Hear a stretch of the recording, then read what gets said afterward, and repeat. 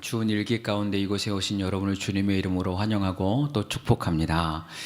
하나님이 예비하신 은혜가 저와 여러분에게 있을 줄 믿습니다. 제가 며칠 새벽 예배 나왔는데 오늘이 조금 위기네요.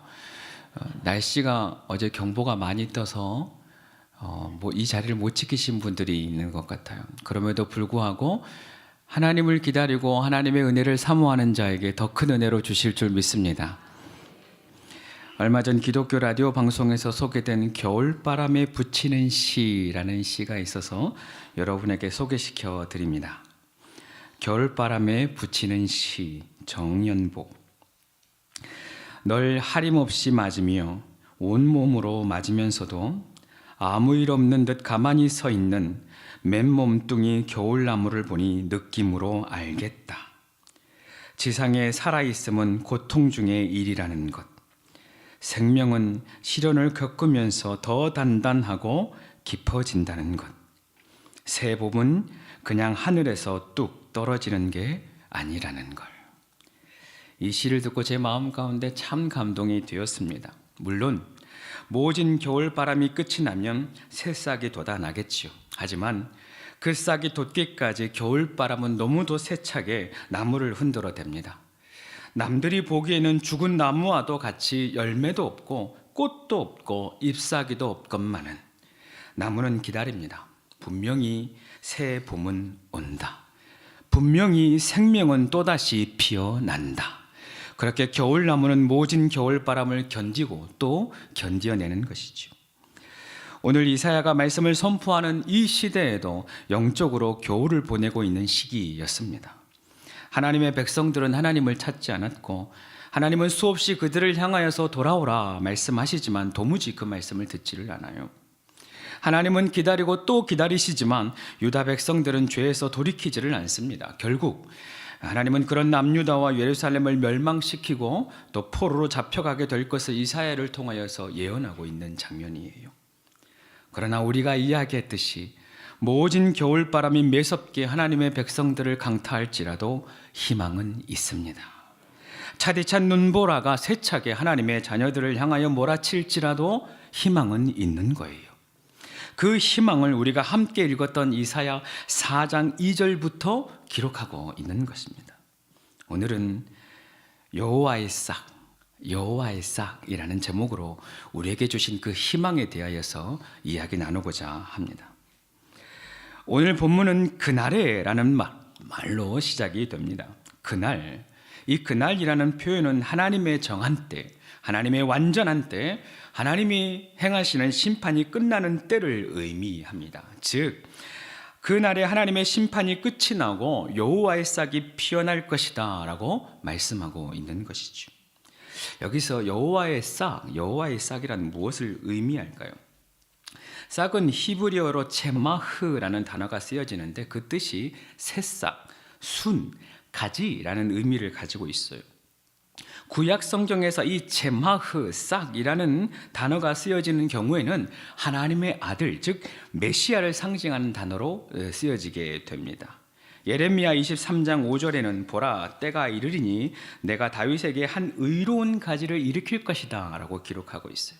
또 스가랴 6장 12절에서도 같은 표현이 쓰여집니다. 보라 싹이라 이름하는 사람이 자기 곳에서 돋아나서 라고 되어 있어요.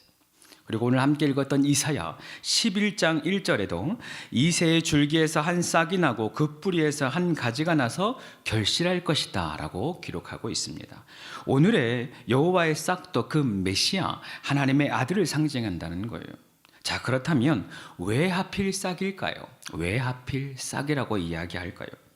그것은 싹이 상징하는 의미 때문에 그렇습니다. 모든 것이 말라버린 땅에서 새싹은 희망을 상징합니다. 또한 꽁꽁 얼어붙은 땅을 뚫고 돋아난 싹은 생명의 힘을 상징해요.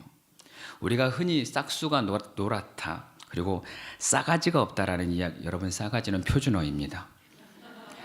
싸가지가 없다라고 이야기하는데 이 싸가지가 새싹의 모가지를 의미한대요. 즉 싹아지, 모가지가 없으면 알곡이 없는 쭉저기가 되어버리기 때문에 싸가지가 있는가 없는가는 매우 중요하다라고 하는 것입니다. 다시 말씀드리면 제가 새벽부터 욕을 하는 게 아니라 싸가지에 대한 이야기를 하는 거예요.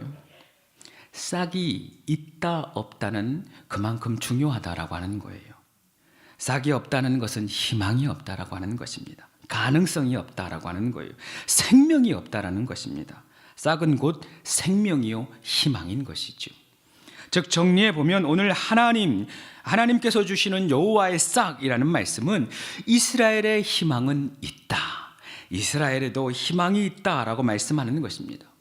이스라엘이 완전히 무너졌고 희망의 가능성이 없어도, 희망이 더 이상 없고 이스라엘은 더 이상 안 된다라고 보여질지 몰라도 아니다, 그날에 참된 희망 되신 여호와의 싹이 피어난다.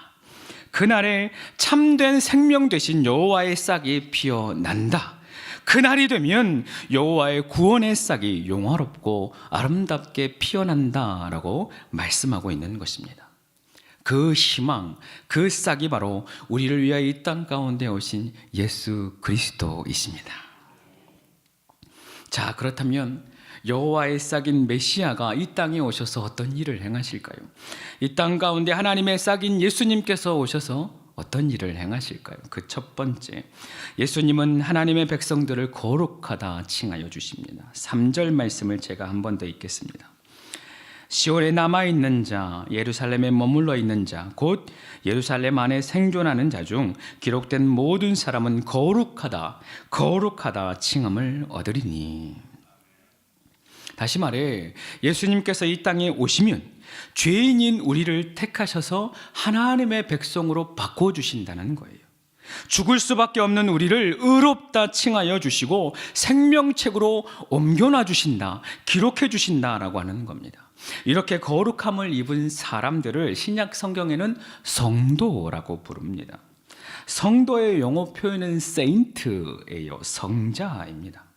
카톨릭은 이를 성인이라고 이야기하는데 세상과 카톨릭은 성인을 이렇게 표현합니다. 지혜와 덕이 뛰어나서 존경받는 사람, 혹은 믿음을 지키다 순교한 사람을 성인이다라고 불러요. 하지만 성경은 예수님을 믿는 모든 백성들, 예수님을 나의 구주, 나의 하나님으로 영접한 모든 사람들을 성도, 성자라고 부르고 있습니다. 아니, 어떻게 그런 일이 일어날 수 있습니까? 로마서 3장 24절은 기록합니다. 그리스도 예수 안에 있는 속량으로 말미암아 하나님의 은혜로 값없이 의롭다 하심을 얻은 자가 되었느니라. 하나님의 은혜로 값없이 의롭다 하심을 얻은 자가 되었느니라. 다시 말하면 우리의 공로가 아니라, 우리의 노력이나 능력이 아니라 오직 예수님의 은혜로, 오직 예수님의 공로로, 오직 예수님이 우리를 거룩하다 칭하여 주심으로 말미암아 우리가 거룩한 성도, 성자, 성이 되었다라고 하는 것입니다. 할렐루야. 이것이 얼마나 큰 은혜요 감사인지 몰라요. 저도 마찬가지죠. 사랑하는 성도 여러분, 하나님이 저의 부족함을 알아요. 하나님이 아무것도 아닌 그런 저를 택하시고 또 불러주셨습니다. 아무 자격 없는 저를 거룩하다 칭하여 주시고 창세전부터 예정하셔서 하나님의 생명책에 제 이름을 기록해 놓으셨대요. 여러분, 그래서 저를 시골 마을 섬 촌놈이라고 무시하면 안 돼요. 할렐루야. 이래봬도 제가 하나님이 창세전부터 택한 사람입니다. 옆 사람과 인사합시다. 물론 새벽에 옆 사람과 인사하는 게 좀 시험거리일 수 있어요. 그래도 인사합시다. 하나님이 우리를 창세전부터 특별 관리하십니다. 사랑하는 성도 여러분, 기억하십시오. 우리는 모두 하나님의 택한 백성, 성도입니다. 우리는 모두 예수님의 공로로 거룩하게 된 성자입니다. 우리는 모두 예수님의 은혜로 의롭다 하심을 얻은 성인입니다. 바로 이것이 예수 안에 있는 우리의 정체성인 것입니다. 할렐루야. 두 번째, 예수님께서는 우리의 모든 죄를 정결하게 하여 주십니다. 4절의 말씀을 제가 읽겠습니다. 이는 주께서 심판하는 영과 소멸하는 영으로 시온의 딸들의 더러움을 씻기시며 예루살렘의 피를 그 중에서 청결하게 하실 때가 됨이라. 구약의 시대 죄를 해결하기 위해서는 자신의 죄를 대신할 양 혹은 제물이 필요했습니다. 한 사람의 생명을 살리기 위해서는 그에 합당한 또 다른 생명이 대신해서 죽어야 했던 거예요. 마찬가지로 온 인류, 즉 과거와 현재와 미래의 모든 사람의 죄를 씻기 위해서는 그에 합당한 생명의 죽음이 필요했던 것입니다. 도무지 상상할 수 없는 무게의 그 죄를 다 씻어내기 위해서는 그에 합당한 생명의 값이 필요했던 거예요. 그 생명이 바로 하나님의 아들 예수 그리스도셨던 것이지요. 그 하나님의 아들 예수님께서 십자가에서 죽으심으로 전 인류의 모든 죄가 사함을 받게 된 것입니다.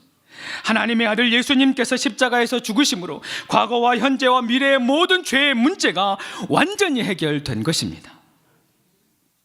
누구든지 그 보혈을 의지하면 또 회개하면 모든 죄가 사함을 받습니다. 누구든지 이 사실을 믿고 그 피의 죄를 씻으면 정결하게 됩니다. 아무리 더러워도 아무리 추악하여도 예수님의 십자가 보혈을 의지하면 모두 씻어집니다. 하나님 말씀하십니다. 만일 우리가 죄를 자박하면 저는 미쁘시고 의로우사 우리 죄를 사하시며 모든 불의에서 우리를 깨끗하게 하실 것이요. 사랑하는 성도 여러분, 죄를 고백하는 것에 있어서 부끄러워하지 마십시오. 우리 주님은 죄인일 우리를 사랑하셔서 십자가에서 죽으셨습니다. 우리가 죄인이었을 때 먼저 우리를 사랑하셨습니다. 우리를 살리기 위하여서 이 땅에 오셨고 십자가에서 피 흘리신 거예요. 여전히 죄의 문제로 인하여 괴로우십니까? 혹여나 반복되는 죄로 인하여 여전히 죄에 얽매여 계십니까? 십자가의 보혈 의지하시기 바랍니다. 예수님의 십자가의 피 의지하시기 바랍니다. 그 피가 우리를 완전히 깨끗게 합니다. 그 피가 우리를 죄에서 완전히 자유케 하실 줄 믿습니다. 마지막으로 예수님께서는 우리와 함께 하시며 우리의 피난처가 되어 주십니다. 5절과 6절 5절과 6절은 함께 읽으면 좋겠습니다. 함께 읽겠습니다. 시작. 여호와의 거하시는 온 시온산 화염의 빛을 만드시고 그 모든 영광 위에 덮개를 두시며 또 조막이 있어서 낮에는 더위를 피하는 그늘을 지으며 또 풍우를 피하여 숨는 곳이 되리라. 마치 하나님이 출애굽 광야에서 불기둥과 구름기둥으로 이스라엘을 지키셨듯이 예수님이 우리 가운데 오셔서 우리를 지키신다라고 말씀하고 있는 것입니다. 풍랑 가운데, 폭풍 가운데 예수님이 우리의 피난처가 되어주신다라고 말씀하고 있는 것이죠. 사랑하는 성도 여러분, 예수님은 임마누엘, 함께 하시는 하나님으로 이 땅에 오셨습니다. 또한 늘 우리와 함께 하시며 우리를 돕기 위하여서 우리의 돕는 자, 보혜사로 이 땅 가운데 오셨습니다. 우리를 고와 같이 내버려 두지 아니하시고 함께 하시며 위로하고 힘 주시고 능력 주시려 이 땅 가운데 오시는 것이에요. 누구든지 예수께 찾아오면 쉼을 얻습니다. 누구든지 예수께 찾아오면 안식을 얻습니다. 누구든지 예수께 찾아오면 평안과 구원을 얻습니다. 예수님의 공생의 사역을 우리 마음 가운데 그려보십시다. 예수님은 병든 자를 고치셨어요. 안진병이를 일으키고 나병을 고치셨습니다. 눈먼 자를 눈뜨게 하시고 중풍병을 고치셨어요. 심지어 죽은 자도 다시 살리시는 예수님의 능력이었어요. 예수님은 연약한 자, 외로운 자, 슬픈 자, 고아와 과부를 찾아가셔서 친구가 되어주셨습니다. 예수님은 죄인의 친구가 되어주셨어요. 슬픈 자들과 함께 울고 기쁜 자들과 함께 기뻐하셨습니다. 예수님을 찾아오는 모든 사람은 누구나 할 것 없이 그 모든 문제를 해결받았고 구원을 얻었습니다. 지금도 마찬가지예요. 지금도 마찬가지입니다. 지금도 우리 주님은 주님께 피하는 자마다 친히 품어주시고 안아주십니다. 폭풍 후 풍랑을 지나가게 하시는 거예요. 낮의 해와 밤의 달이 우리를 상하지 못하도록 안아주십니다. 연말이 되어가면서 좋은 소식 많으면 참 좋겠는데 하나님이 계속해서 저에게도 사랑하는 속교회 교우들을 통하여 기도의 제목들을 조금씩 던져줍니다. 그 기도의 제목 하나하나가 얼마나 큰 문제들인지 몰라요. 정말 열심히 살았는데 남은 것이 빚밖에 없어서 어쩔 수 없이 파산 신고하고 살아가는 분들, 사업의 실패로 인하여서 재정적인 어려움을 겪으면서 하루하루 견디며 또 견디는 분들, 부동산 가격이 떨어지니까 지금 살고 있는 집을 팔아도 팔지 못하고 이사도 못하고 이러지도 못하고 저러지도 못하는 분들이 계셔요. 알 수 없는 바이러스로 갑자기 쓰러져서 언제 일어날지 모르는 기약 없는 아이가 있는 반면, 또 그 아이를 바라보고 병실 침대 귀퉁이를 붙들고 눈물 흘리는 어미가 있는 거예요. 그런 분들을 바라보면 너무도 마음이 아픕니다. 제가 직접적으로 도움을 줄 수 있는 게 하나도 없는 거예요. 그럴 때마다 참 마음이 속상해요. 제가 할 수 있는 것은 그저 그 문제를 가슴에 품고 주님께 나아가는 것밖에는 없죠. 제가 그분들에게 권면할 수 있는 것도 그것밖에 없어요. 그 문제 가슴에 안고 함께 기도합시다. 주님께 나아가십시다. 그것밖에는 없어요. 그러나 저는 믿습니다. 기도는 기적을 낳습니다. 주님께 피하면 살 길은 있습니다.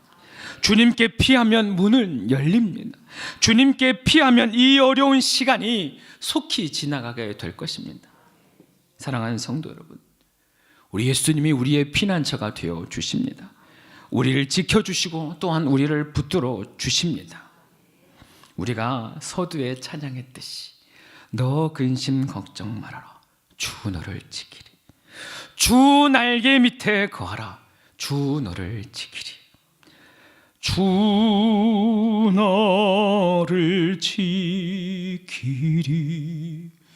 아무 때나 어디서나 주 너를 지키리.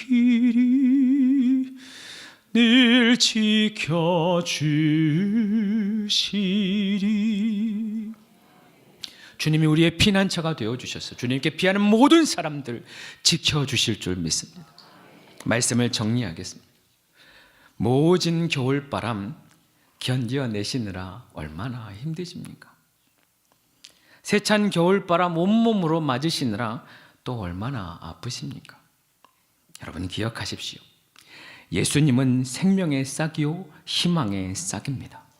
예수님의 싹이 우리 안에 있으면 아직 죽지 않은 거예요. 예수님의 싹이 우리 안에 있으면 아직 희망은 있는 것입니다. 사랑하는 예수님의 거룩한 성도 여러분, 예수님의 보혈의 능력을 의지하시기를 바랍니다. 지금도 우리와 함께 하시는 예수님을 의지하시길 바랍니다. 우리의 피난처 되시는 예수님께 피하시기를 바랍니다. 예수님이 불기둥과 구름기둥으로 여전히 우리와 함께하여 주실 줄 믿습니다. 모든 풍파 가운데 우리를 안으시고 지켜주실 줄 믿습니다. 여러분 이 시간 함께 기도하지 않으시겠습니까? 여러분에게 모진 풍파는 무엇입니까? 여러분을 힘들게 하고 아프게 하는 겨울바람은 무엇입니까?